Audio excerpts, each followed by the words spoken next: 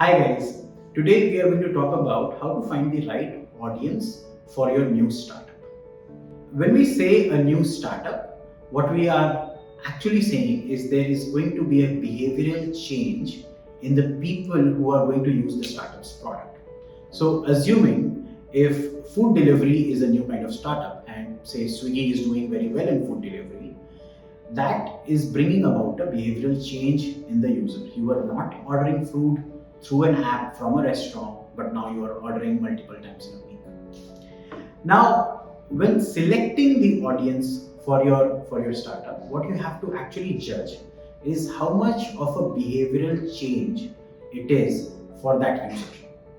Without your startup and with your startup, how much is the behavioral change? Now, we'll look at an example of the food delivery industry. Let's say this is 2014, India does not have any food delivery apps, none of them that are established, and you are looking to launch a new food delivery system. Now, the product might end up looking like something of what Swiggy is today or like what Zomato is today. But at that moment, when you have to select your audience, you'll have to see how much of a behavioral change it is going to be for them to actually order food on an app. Now, assuming that there already exists a startup that lets you order food on an app, from that startup to moving to Swiggy is going to be a very small difference in the behavior, right? Now, let's take one step back and say the audience has already been ordering food, but not on an app like Swiggy, but something say on Domino's. So it could be ordering on through a phone call or sometimes on the Domino's website, but definitely not like an aggregator system, right? So that is like one step before what is Swiggy today. Let's go one step even down where we say this person does not order food through internet, definitely, maybe sometimes through a phone call, but definitely not through internet, right? So this could be, say, if you put names to these categories, we are saying category D is somebody who's already using a food aggregator app. Category C is somebody who's ordering sometimes on phone, sometimes through web, but has access to web. Category B is only on phone, never on web. And say category A is somebody who's never ordered food online. Maybe they've gone to a restaurant and eaten food, but never ordered online. And say category 0 is people who've never tasted restaurant food. Now, when you see from category 0, A, B, C, D, you will see how much of a behavioral change it is to finally reach where Swiggy is. Now, which of this audience is right if you are launching a new food aggregator app? Now, the way I would look at it is, if I am going to cater to category 0, people who've never had restaurant food, I have to bring about a lot of behavioral change in them. Look, imagine my grandparents, right? So they've never had restaurant food, at least most of their life, right? Or they don't fancy great cuisine, etc. from restaurants. Now, trying to convince them to actually order an app is a lot of behavioral change.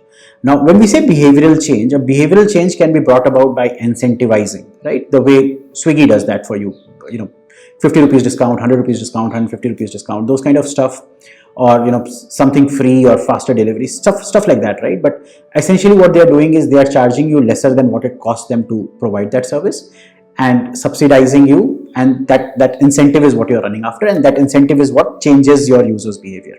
Now, if you look at category A, I have had restaurant food but never ordered online.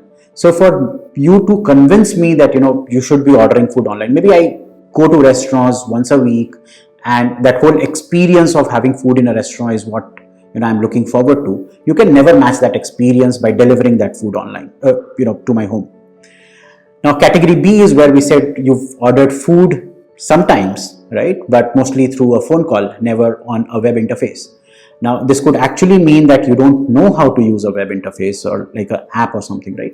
Now, this is also going to be some effort to convert, but at least you don't have to, convince me of the underlying proposition saying, get food delivered at your home. Now, category C is very interesting. I've already ordered food online, maybe from just one restaurant that is very popular, and this restaurant is large enough, right? So Domino's has about, I believe, 800 to 900 outlets across India, covers most of the cities.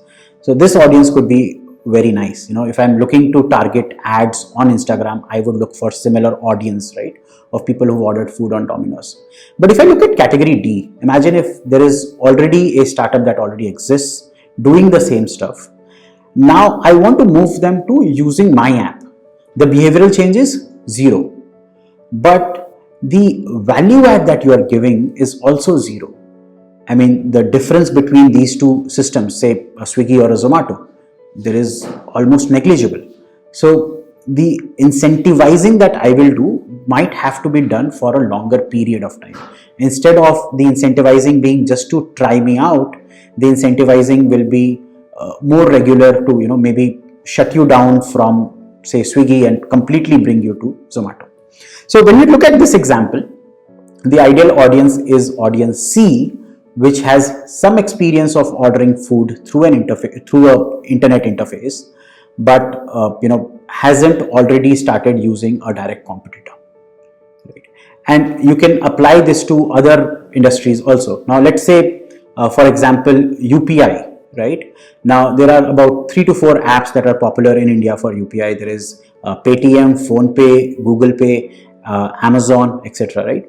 So if I am already using, say, Google Pay, and now you have to make me move and change me to Paytm, the value add that Paytm will have to provide is much larger than what Google had to provide to capture this audience.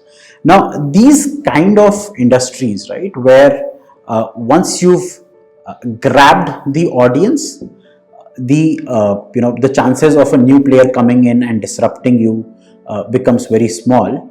These are the kind of industries where you'll see a lot of incentivizing happening, right? Basically, everybody is in land grab mode. Everybody thinks, okay, once the user is with me, they are not going to leave because there's some kind of lock-in, etc. Right? At least that is what we see in the UPI industry. So the change of behavior is going to be very, very slow, and it will become very, very costly. But if you look at the food industry, maybe there is no lock-in. I can keep moving from Swiggy to Zomato and Zomato to Swiggy, right? So both of these parties will need to keep spending money. So what we are actually talking about is your user acquisition cost that is going to get determined through which audience you select. If you are going to select an audience that is far from the current behavior, your conversion rates will be low, hence your user acquisition cost will be high. If you select an audience that is too close to the current behavior, then maybe acquiring the users will be easy, but retaining the user may not be very easy. So try applying this to other industries also, and you'll see how to pick up the right audience. And at times you may not be able to pick up a right audience. So if you break down your audience, and this is where determining the persona of the user is very, very important. You can't simply say, oh, I'm trying to sell to everybody in Delhi. That's a very bad way of defining the persona. If you say something more related to your industry, you will be able to define that user group, whether it is user 0 or A, B, or C, or D. And in the initial days, it will help you get your user acquisition cost to a very, very low number, right? And you won't be fighting for the underlying behavior. If maybe people don't like the restaurants in that area, and you are trying to pick up audience from 0 group, trying to bring them to group D, in that case, you wouldn't even know if your app is failing or is the market wrong.